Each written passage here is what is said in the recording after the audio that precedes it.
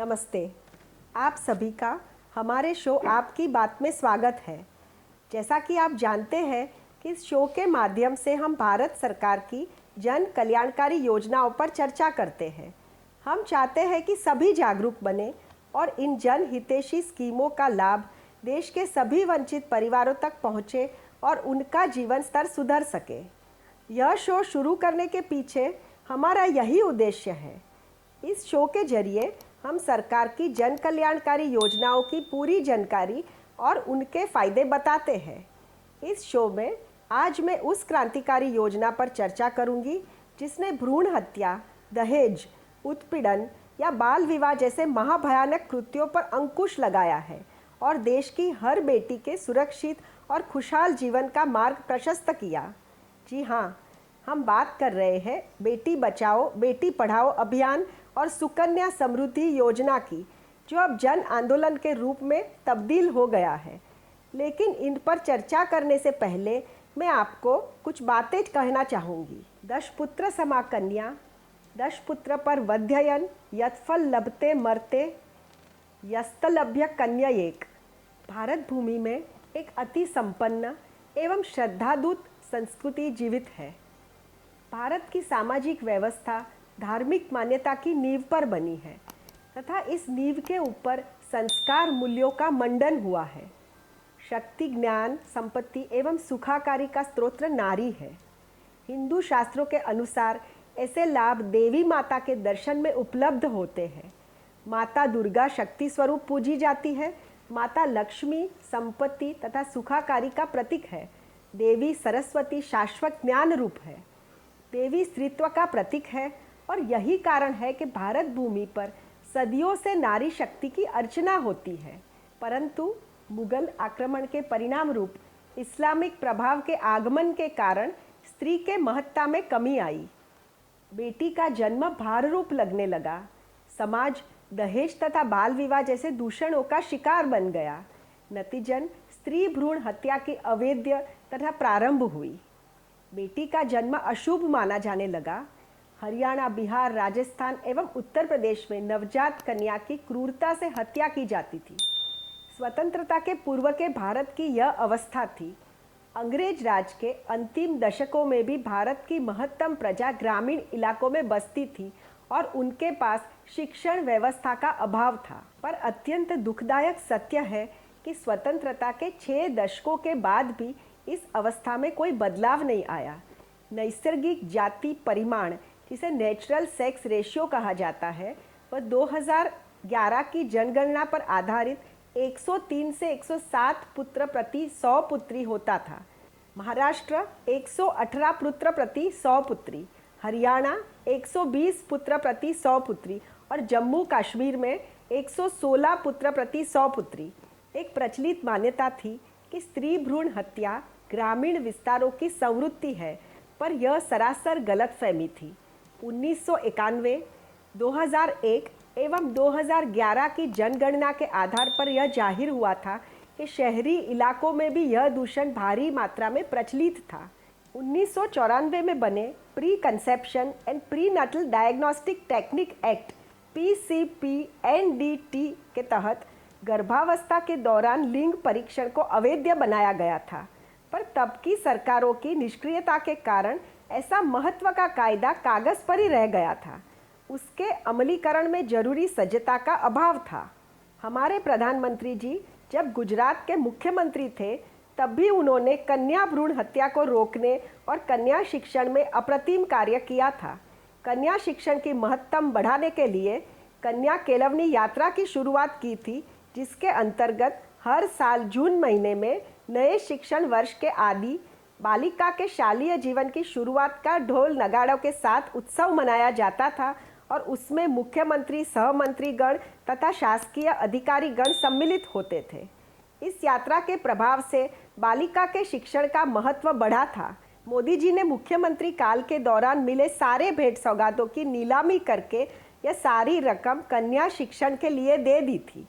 2014 में भारत के प्रधानमंत्री बनने पर मुख्यमंत्री के तौर पर उन्हें मिली पूर्ण रकम 21 लाख रुपए गुजरात सरकार के क्लास 3 और क्लास 4 के ऑफिसर की बेटियों के शिक्षण के लिए दे दी थी।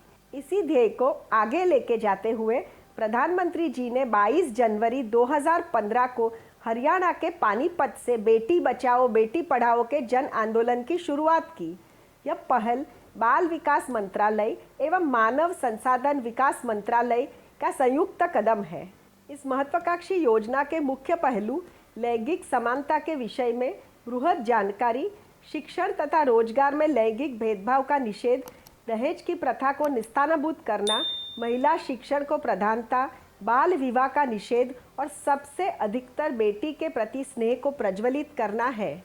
देश में महत्तम लैंगिक भेदभाव यानी कि पुरुष संतति और महिला संतति के जन्म प्रमाण में अंतर और ऐसे विस्तारों को रेखांकित कर वहाँ स्त्री संतति का महात्म्य दर्शाते हुए सार्वजनिक संवाद कार्यक्रम आयोजित किए गए। बाल विवाह के निषेध हेतु विवाह का पंजीकरण बाध्यकर बनाया गया है। जिला पंचायत ने बेटी बचाओ बेटी पढ़ाओ योजना को सफल करने में महत्वपूर्ण भूमिका निभाई है। बेटी बचाओ कैंपेन को इंडियन मेडिकल एसोसिएशन का भी साथ मिला है। बालिकाओं की सुरक्षा के लिए रोड एवं ट्रांसपोर्ट मंत्रालय द्वारा पब्लिक ट्रांसपोर्ट में महिला सुरक्षा हेतु उपक्रम किए गए हैं।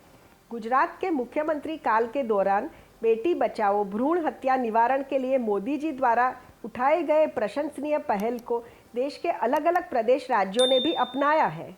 भारत सरकार ने सुकन्या समृद्धि योजना को मनोनीत कर बेटियों के भविष्य को उज्जवल बनाने के लिए प्रशंसनीय कदम उठाए हैं। सुकन्या समृद्धि योजना केंद्र सरकार की सहायता से बेटियों के माता पिता के लिए सेविंग स्कीम है। यह योजना द्वारा बेटियों के भविष्य को सुरक्षित और उज्ज्वलित बनाने बेटी के शिक्षण एवं विवाह के खर्च हेतु बनाई गई है। इस योजना के अंतर्गत बेटी के जन्म से 10 साल के अंदर बेटी का सरकारी बैंक या पोस्ट ऑफिस में खाता खोलकर 14 साल तक रकम जमा करनी है। यह रकम 250 रुपये से लेकर 1,50,000 तक हर महीने या सालाना एक बार जमा होती है, जिसके ऊपर 7.6% ब्याज मिलता है। हर माह 1,000 रुपया यानी कि प्रति वर्ष 12,000 जमा करने से 14 वर्षों में 1,68,000 की रकम बालिका के खाते में जमा होती है। बालिका के 21 वर्ष पूर्ण करने पर 6,07,128 की रकम उसे मिलती है, जो उसके उच्च शिक्षण या विवाह जैसे कार्यों में उपयोगी होती है। 50% रकम बेटी के 18 साल पूरे करने पर अभ्यास हेतु उठाई जा सकती है और शेष रकम विवाह के समय उपलब्ध होती है। इस योजना का मुख्य ध्येय स्त्री भ्रूण हत्या तथा दहेज के दूषण का निर्मूलन है। बेटा बेटी एक समान का मंत्र वास्तविकता में बदलने के बेटी बोझ नहीं पर हमारा बीज है, यह जागरूकता अनिवार्य है। इस तरह मोदी जी ने देश की हर बेटी के भविष्य को सुकन्या समृद्धि योजना के माध्यम से सुरक्षित और समृद्ध बनाने की सराहनीय पहल की है। प्रधानमंत्री जी के एकाकी जीवन व्यतीत करने पर असंख्य कटु व्यंग किए गए हैं, परंतु हकीकत में मोदी जी सन्यासी है और अपना खुद का परिवार ना होने पर भी भारत की करोड़ों बेटियों के पुता तुल्य बनकर उनके भविष्य को उज्जवल बनाने के लिए क्रांतिकारी कदम उठा रहे हैं। आपके आसपास भी कोई भ्रूण हत्या या दहेज उत्पीड़न या बाल विवाह जैसे महाभयानक कृत्य होते हैं तो करने वाले को तुरंत समझाएं। न माने तो उसे खिलाफ पुलिस में तुरंत शिकायत दर्ज करवा सकते हैं। बेटियों के भविष्य को सक्षम बनाने के लिए पुत्री जन्म के पश्चात हर माता पिता को सुकन्या समृद्धि योजना का लाभ उठाने के लिए समझाएं और आपके परिसर की सरकारी बैंक या पोस्ट ऑफिस में ले जाकर उनकी बेटी के सुकन्या समृद्धि योजना का बचत खाता खुलवाने में मदद करें। यत्र नार्यस्तु पूज्यन्ते रमन्ते तत्र देवता।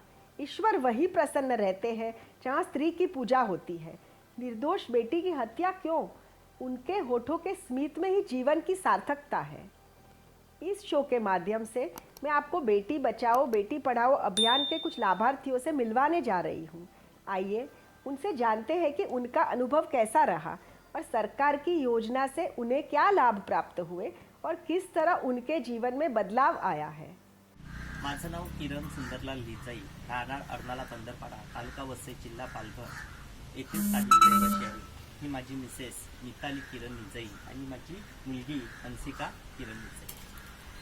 सुकन्या समृद्धी योजनेअंतर्गत माझ्या मुलीच्या नावाने मी पोस्टामध्ये एक योजना काढली आहे. या योजनेअंतर्गत दर महिन्याला 1,000 रुपये, वर्षाचे 12,000 असे 14 वर्ष 1,68,000 रुपये पोस्टात मी पैसे जमा करतो. हिच्या वयाच्या 21व्या वर्षी तिच्या लग्नासाठी मला 4,06,000 रुपये पैसे मिळतील. तिच्या शिक्षणासाठी जर मला गरज भासली तर त्या रकमेमधून मी 50% रक्कम काढू शकतो.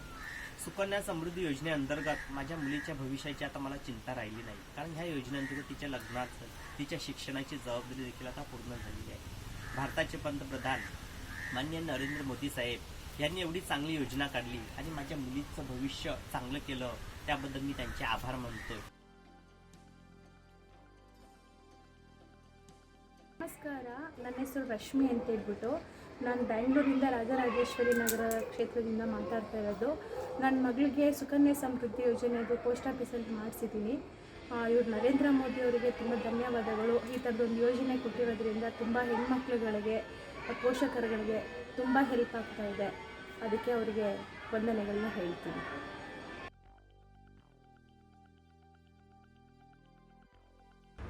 મારું નામ ડોલી કલ્પેશ જાદવ છે.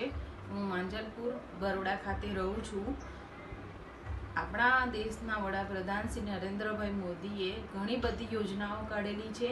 એમાં જે છોકરીઓ માટે જે સુકન્યા સમૃદ્ધિ યોજનાનો મારી બંને દીકરીઓ માટે મેં એમના ખાતા ખોલાવી અને લાભ લીધેલો છે, જે છોકરીઓ માટે બહુ સારી છે અને હું નરેન્દ્રભાઈ મોદીનો ખૂબ ખૂબ આભાર માનું છું.